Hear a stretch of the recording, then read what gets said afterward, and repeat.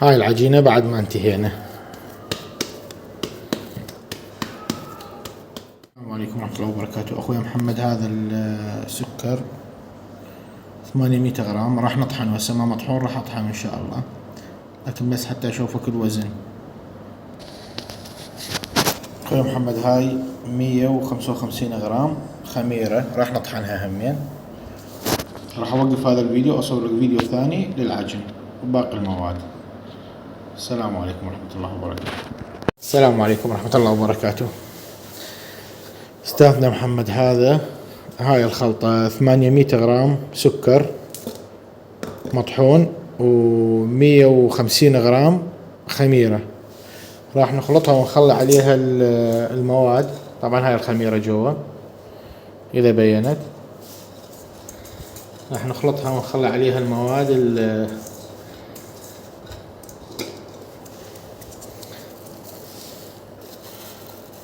كركم طبعا ما ناخذ قياس، اخلي هيجي، هذا كافي. وقرفة نفس القياس.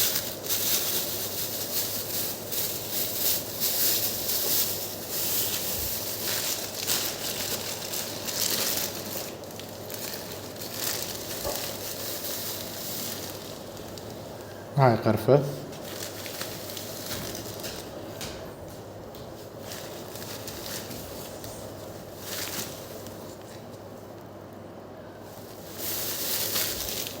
خل تفاح، طبعا انا اخلي بالغطاء هذا غطاءين على هاي الكمية. طبعا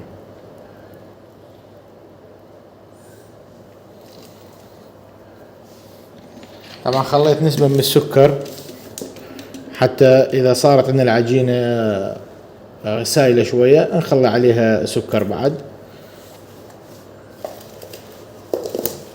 وهذا عصير ليمون، راح نخلي العصير ونبدي نعجن.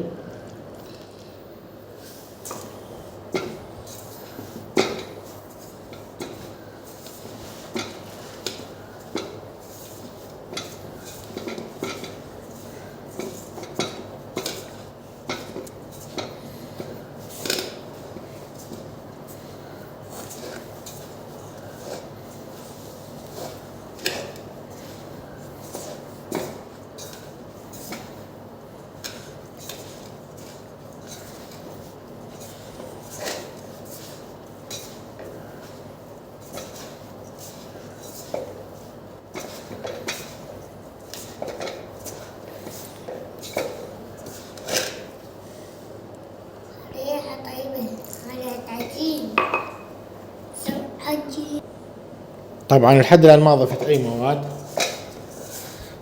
مجرد الليمون. المية ما ضفت نهائيا، حتى إذا أشوف إذا أنا يحتاج المي بعدين أضيفه، لأن هذا كمية الليمون كافية. يعني طبعا هاي كانت نص كوب ليمون زايدة على هاي العجينة. أضيف الليمون تدريجيا وأبدأ أعجنها. الآن عندنا العجينة صارت شوية خلينا نقول مو متماسكة، فراح نضيف السكر الباقي وخلاص نعجنها حتى تتماسك وخلاص.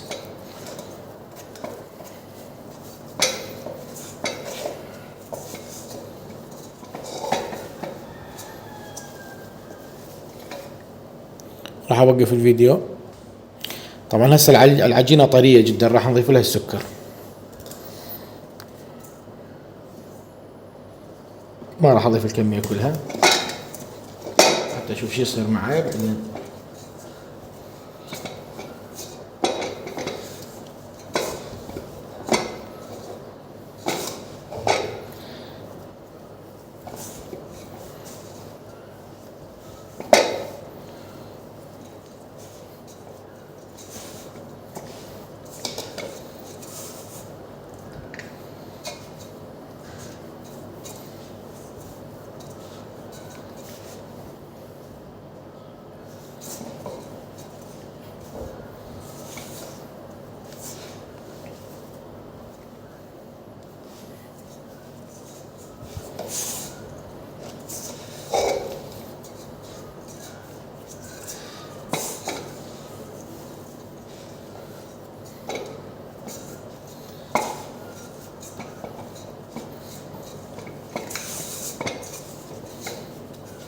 راح اوقف الفيديو حتى اخلص عجل ان شاء الله واشغل حتى لا يصير طويل.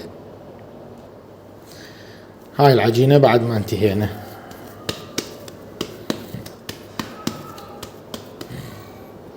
شوفوها.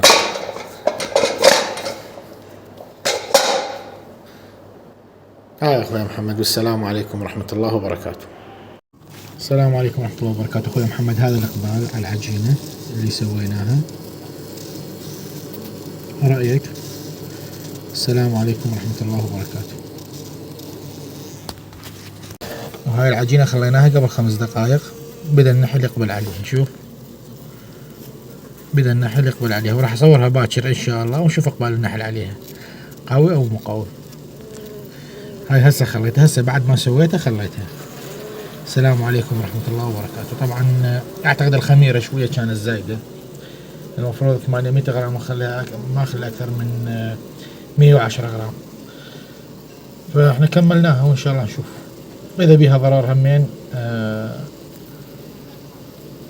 ارجو تخبرني حتى اشيلها.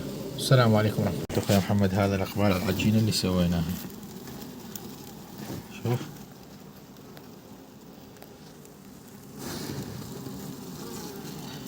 والجيد ما شاء الله.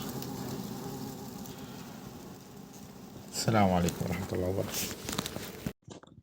السلام عليكم ورحمة الله وبركاته. الأخ يونس، نسأل الله يا رب تكون في أفضل الأحوال، اللهم آمين. مشكور أول شيء على مجهودك، وتحياتنا ليك ولكل الأصدقاء في العراق والدول العربية. الله يبارك في عمرك. بخصوص الفيديو اللي أنت طبعا أرسلته لنا، ما شاء الله تبارك الله، بخصوص عمل العجينة البروتينية، طبعا مشكور. نقدر نقول فيديو النحال يعمل عليه ويشتغل عليه. طبعا ده اللي احنا كنا شرحناه في عمل العجينة البروتينية للنحل في الشهر التاسع أو شهر سبتمبر العام الماضي. تمام، فالله يجزيك الخير على الشيء ده. عاوزين بس نقول على بعض النصائح في الموضوع دوت، لعل اللي بيستمع على الفيديو لو ليه بعض التساؤلات يرى أو نقدر نقول يستمع للإجابة بتاعتها. تمام. أول شيء، هل وضع القرفة على العجينة البروتينية تمام يؤدي للسرقة من النحل؟ الإجابة بكل اختصار، لا يوجد أي مشكلة من وضع القرفة على العجينة البروتينية أو حتى العجينة السكرية اللي بنعملها في فترة التشتية. تمام، يبقى كقرفة لا يوجد مشكلة، عشان بس يكون التساؤل دوت واضح. طبعا كمحلول سكري أو كتغذية سكرية، الأفضل اللي ابتعاد عن الشيء ده، لأنه نقدر نقول بيؤدي للسرقة. تمام، في فرق ما بين المحلول السكري والعجينة البروتينية. الأمر الآخر وهو بالنسبة للخميرة، طبعا زي ما الأخ نقدر نقول أخ يونس في الفيديو تحدث عن الأمر ده، أن يتم طحن الخميرة. برضو بننبه عليها برضو للأخ اللي بيستمع لينا، لازم أن الخميرة اللي الأخ هيستخدمها في العجينة البروتينية يتم طحنها وتنعيم الخميرة زي السكر المطحون. تمام، ده مهم جدا. طيب، أخ بيسأل سؤال بالنسبة لو هو عنده حبوب لقاح. تمام، هل ممكن إضافة حبوب اللقاح مع الخميرة لما يجي يعمل العجينة البروتينية؟ برضو لا يوجد أي مشكلة. تمام، مفيش أي مشكلة. طيب، واحد بيسأل سؤال، هل ممكن إن أنا أضيف عسل تغذية على العجينة البروتينية؟ رأيي الشخصي الابتعاد أفضل لعدة أسباب كتيرة. تمام، ومن أول الأسباب ديت إن العجينة البروتينية في الأصل مش هتاخد من الأخ اللي بيقوم نقدر نقول بعمل العجينة البروتينية سوائل. تمام، هي فقط نقدر نقول هتستهلك منه خل التفاح بسيط أو قليل من الليمون. تمام، فمش محتاج إنك أنت تحط عليها عسل تغذية. تمام، حتى نبتعد عن موضوع إن ممكن لا قدر الله عسل التغذية دوت نقدر نقول يحمل أمراض أو يحمل فيروسات، وبالتالي الابتعاد عن الشيء ده أفضل. تمام، نتمنى ناخد التساؤلات دي بعين الاعتبار. طيب، الأمر الآخر، إمتى أستخدم العجينة البروتينية؟ أستخدم العجينة البروتينية لو حبوب اللقاح عندي اللي النحل بيدخلها نقدر نقول في الخلايا الصباح أو على مدار اليوم، نقدر نقول نسبة قليلة، نسبة شحيحة، عندي شح في المرعى، بالخصوص أصحاب المناحل اللي هي الثابتة.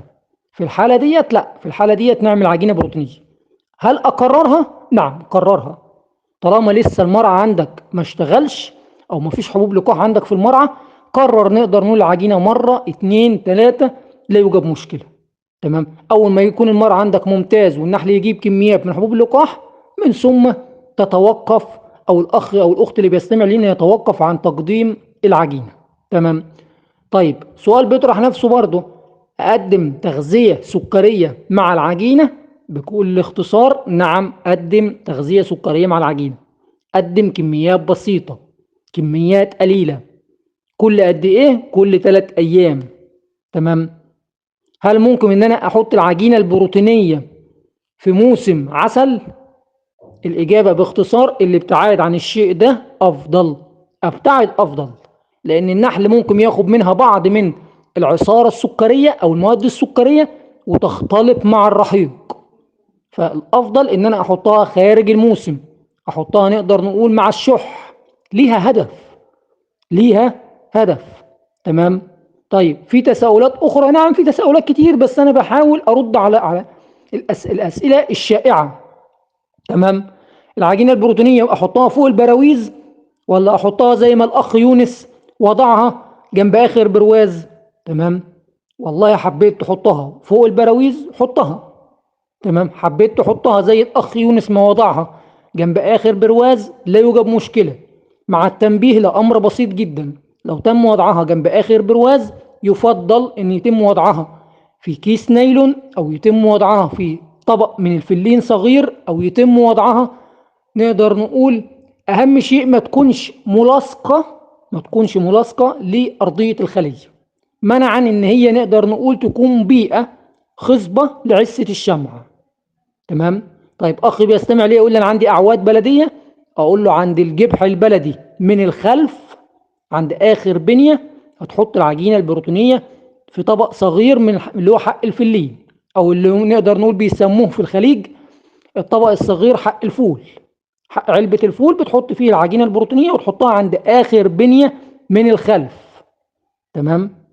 اتمنى يكون التساؤلات دي كلها الاخ استمع ليها، لان ربما يحتاج ليها. تمام. طيب نحطها ممكن فوق البراويز لا يوجد مشكله، ولكن فوق البراويز النحال يكون حريص بسبب ارتفاع درجات الحراره المرتفعه الكثيره، ان لا قدر الله يحدث ان العجينه تسيل ومن ثم تسقط على النحل ما بين البراويز. تمام. هي دي بس اللي احنا بنخلي بالنا منها. فالنحال نقدر نقول قدامه اختيارين، النحال قدامه اختيارين. تمام. طيب سؤال بيطرح نفسه مرة أخرى، وهو هل لما أقدم عجينة بروتينية للنحل عندها القدرة إن هي تجيش نحل؟ عندها القدرة؟ ده سؤال برضو مهم جدا. هل العجينة البروتينية دي عندها القدرة إن النحل يتجيش؟ لا، هي ما عندهاش القدرة إن النحل يتجيش. تمام. ولكن عندها القدرة إن هي تحافظ على الكثافة النحلية، عندها القدرة إن هي تحفز الملكات إن هي تضع بيض، ويكون عندي حضنة ما زالت مستمرة موجودة. تمام. بالخصوص نقدر نقول لو أحد النحالين مثلا من الجزائر بيجهز نفسه لموسم الخروب اللي هيكون في شهر أكتوبر أو شهر 10. تمام. أو بعض النحالين اللي بيكون بيجهز نفسه لموسم السدر اللي هيكون في شهر سبتمبر أو شهر 10. تمام. فده كله نقدر نقول بيعتبر مهم للأخ النحال. تمام. إن هو بدل ما الكثافة النحلية عنده تنهار أو الملكات تتوقف عن البيض، لا، أتدخل نقدر نقول بتدخل أستفيد منه. تمام. طب هيجي لي برضو بعض الأسئلة، وهي الخميرة أشتريها منين؟ الخميرة تشتريها من أي محل بقالة، تشتريها من أي محل بقالة. تمام. الأمر متيسر جدا.